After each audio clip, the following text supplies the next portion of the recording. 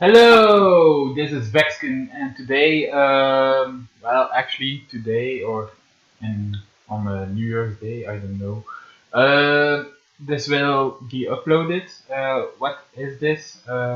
Because I don't know for sure if my reaction to the latest RWBY episode will be uploaded. Because to be honest, every time I try to make a RWBY video, it gets taken down by YouTube for copyright reasons. I know I can fight them with Rooster Teeth. I tried several times, none of it worked.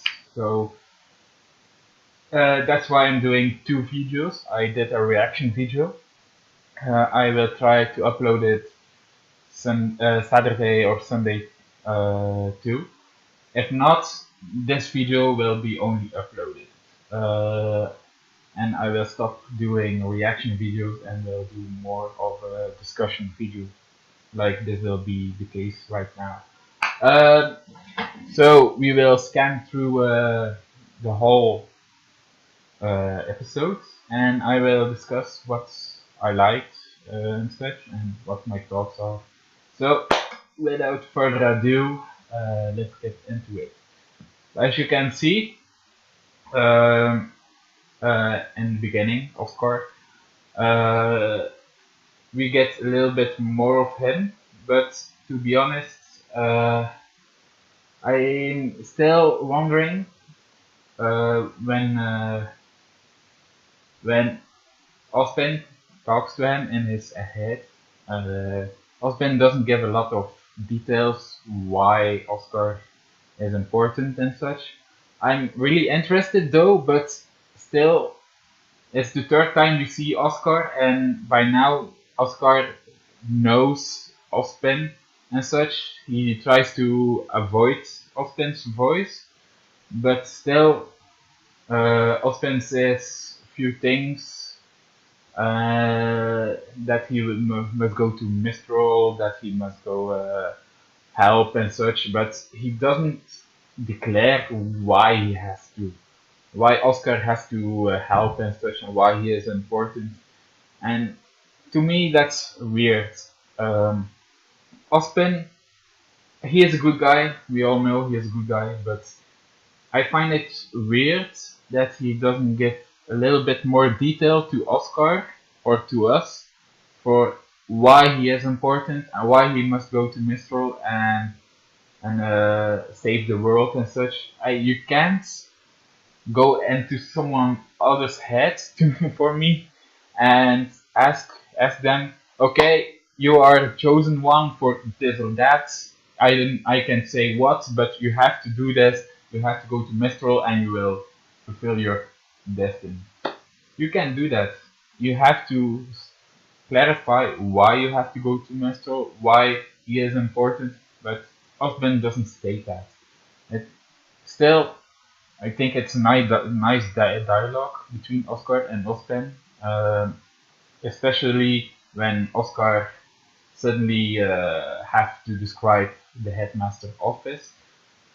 There's a very interesting part about this because Oscar says that he gave the chess, uh, if I'm not mistaken, the chessboard. Yeah, that he is the one who gave the chessboard. So why that he gave the chessboard to the current, like Ospen said, the current headmaster? Because first of all, Ospen is the headmaster, if I'm not mistaken.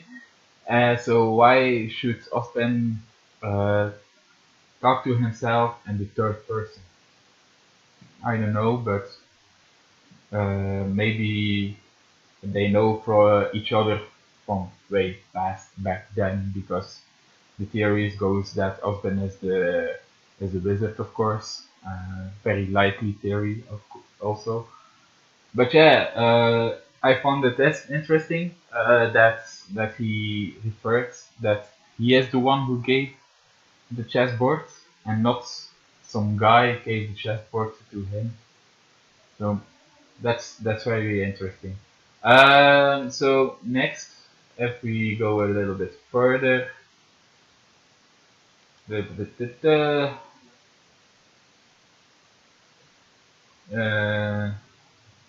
he is going he's going nuts. He doesn't want to talk to Austin, of course, because of all of that.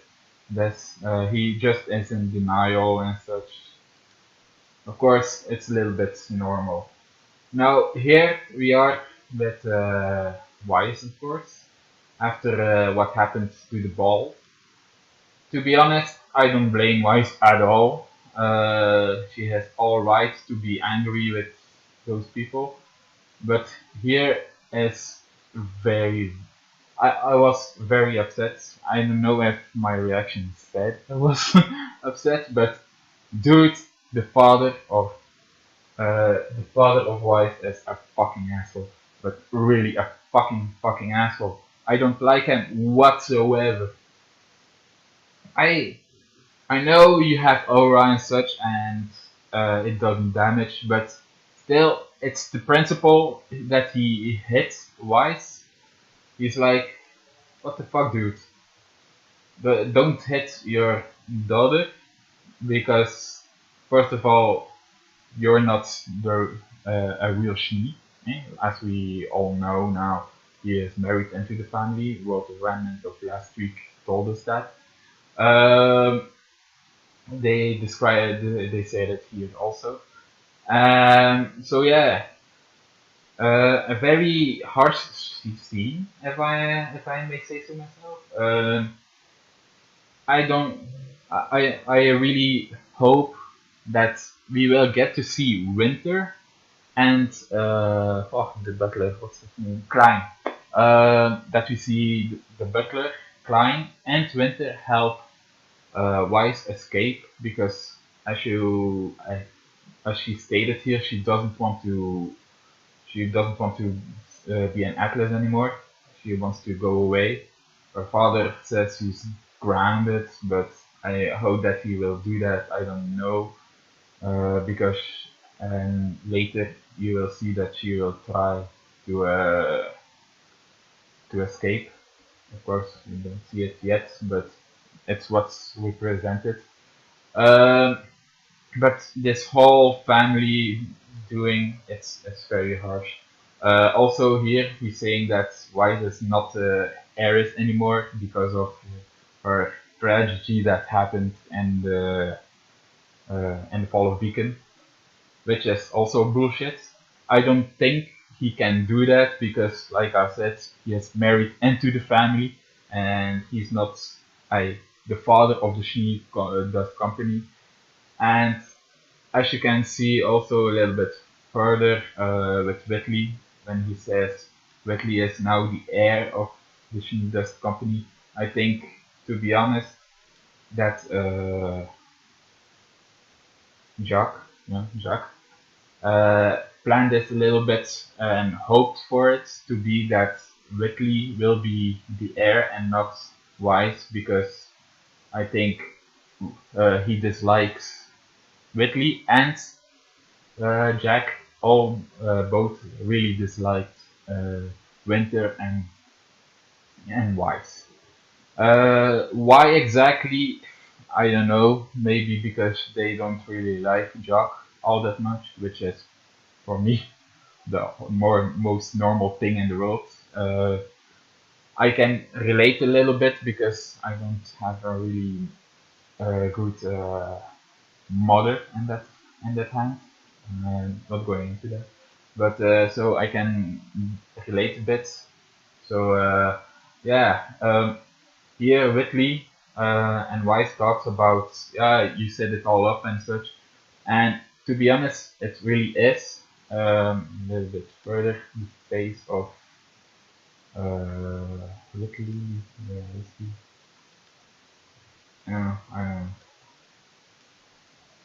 don't know. Yeah, that face. It's like here you can see clearly how he really is. Whitley is just somebody else, fake brother to Wise, who wants to stab her in the back and get the top of the Dust Company, and that regards of the same as Jock. Jock doesn't do well in the Dust Company, in my opinion. He is an asshole. He does whatever he wants to do to get whatever he wants, and that's just bullshit, if you ask me. Um, so I really hope. I don't know where this is going because, to be honest, I don't think the RWBY as the whole, the group RWBY, won't be together and at least till maybe next volume, at the end of the next volume, because too much things are happening in their personal lives. Yang training, uh, things that happen with Crow and later in this episode, and here with Wise and also Blake back in Menagerie. So they are very distant of each other. So I don't see them coming together fast enough. So this season, I think maybe next season they will get together again. But what will happen, I don't know. Anyway, moving on. Um, Here she starts to prepare herself to leave, and to be honest, oops, a little bit further. I really like that button, by the way. There's a little bit of here. That's I don't know if you saw Disney Mulan. Uh, I like that movie. I like Mulan. Uh, There's also a scene with Mulan where she does that too, when she cuts her hair and such. It's really reminiscent of that. Uh, I found it quite funny, that's why I laughed at that. But anyway, moving on. Uh, Here, back with the battle with Crow and Tyrion. Interesting is Tyrion knows Crow, but Crow don't know Tyrion. Um, as he stay as Ruby stated, he doesn't know who he is. Crow doesn't also know because his face says it all. Um, but Tyrion does know who he is, so that's very interesting in my opinion. Maybe Salem and um, Cinder told him about Crow, or maybe there's another reason. Who knows? Who knows? But this fight was so awesome. Here you can see he has also guns right between his weapons for little stingers for the scorpion thing. I really like his fighting style. To be honest, I don't know why, but I expected a little bit more of Crow in this fight. I don't mean it's a bad fight. He fought badly. No. He fought awesomely. I liked it. He was fast and such. But I found it very weird that he doesn't transform his sword into the scythe because he's better with the scythe, and this is clearly a life death threatening. So why didn't he use his scythe for? I don't know.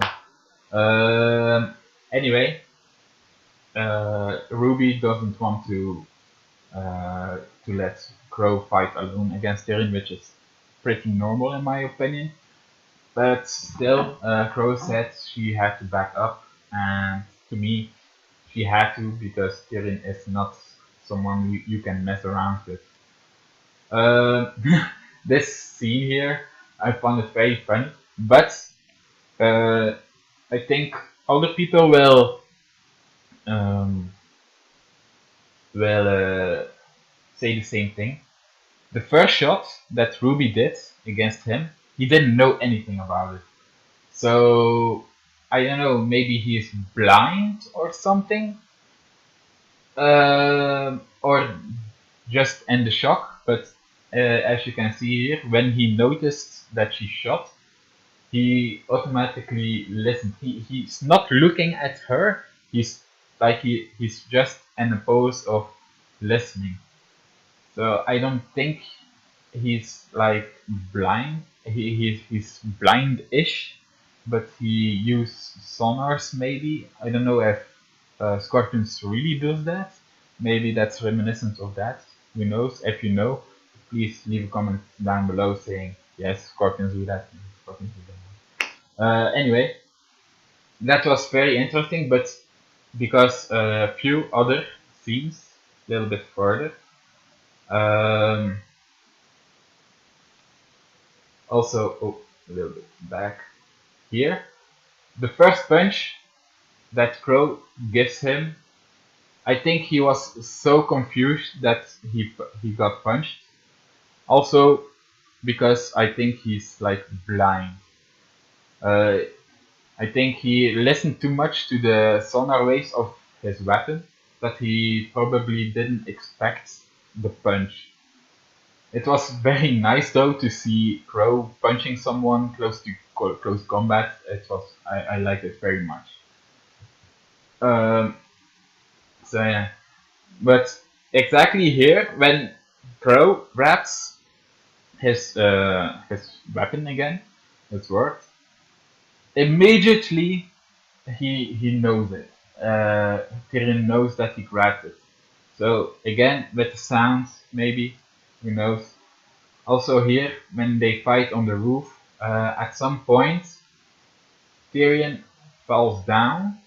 Bu- bu- bu- bu-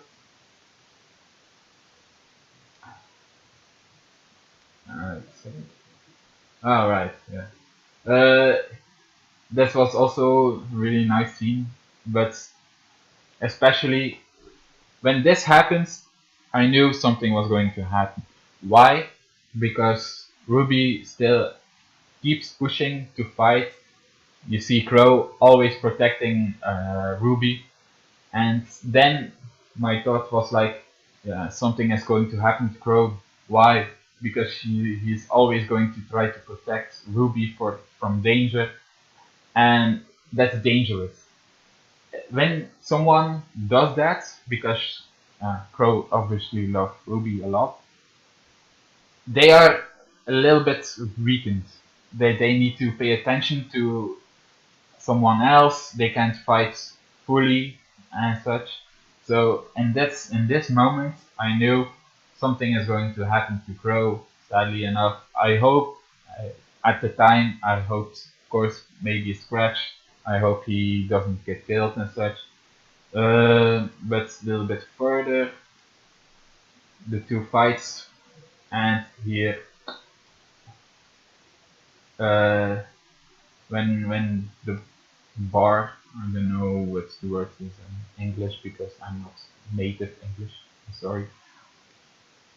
Uh, but here, this will fall down, and Crow saves Ruby again. And like I said, he gets stung, like I thought he would. Yeah. Um, as they represented, I thought it really went through him so that he would die, but luckily it's a scratch. Still, to the fact though, um, that I think he is poisoned. Why do I think he's poisoned? Because his eyes. Tyrion, we saw that in the previous episode with the fight. His eyes change when he tries to sting someone to purple. That probably means when he tries to sting, he activates his poison. Maybe it's a paralyzed poison, maybe it's a deadly poison, who knows? We will see that in the next episodes. But I think Crow is poisoned at this time when he gets stung. Uh, what really is nice though is that Tyrion gets his tail cut off, of course, and that was a nice ending of the battle because, as you noticed, Tyrion, he's a crazy guy. He's super crazy. I like it about him that he's so crazy and dramatic. But when his tail cut off, he was a little bit scared. He was still mad, still crazy in his head, but crazy in the sense of afraid, that something will happen to him, and then run up. It is stated that even the most crazy guys and the state of fear will show their true colors. I think this is uh, the stuff that they mean. Of course, when this happens, he runs away, and Crow tells Ruby, uh, "What is your favorite fairy tale?" So probably, in my opinion, I think he will uh, tell them in the next episode why Tyrion is after them, which means probably tell them about Salem, tell them what Salem wants, uh, which is also good because, to be honest, except for the knowing of they want to get the maiden's powers, we don't really know why Salem wants the maiden's powers, because I don't think it's going to be just because they want to rule the world or something. I think it's something more, but we don't know yet. We will see. I do hope that Crow will still live, but I think he will live because the fact that there's so much for the character that still needs to be told, to be said, and also in the fight, like I previously said, he didn't use his sight, so I don't think he will be leaving Ruby without using a fight and with his sight properly. I think I don't think he will fight Tyrion again. I think Jon will fight Tyrion again because of what happened in the previous episode too, when Tyrion said he was focused on Jon a little bit. But still, we will see what happens in the next episode. And this is my discussion. I hope you liked it. Please leave a like, comment down below. Like I said, this will be uploaded Saturday or Sunday. Depends when I have the time because New Year and such. So yeah, I hope you have a great New Year's Eve, a good New Year's Day. I'm Texican and I'm out.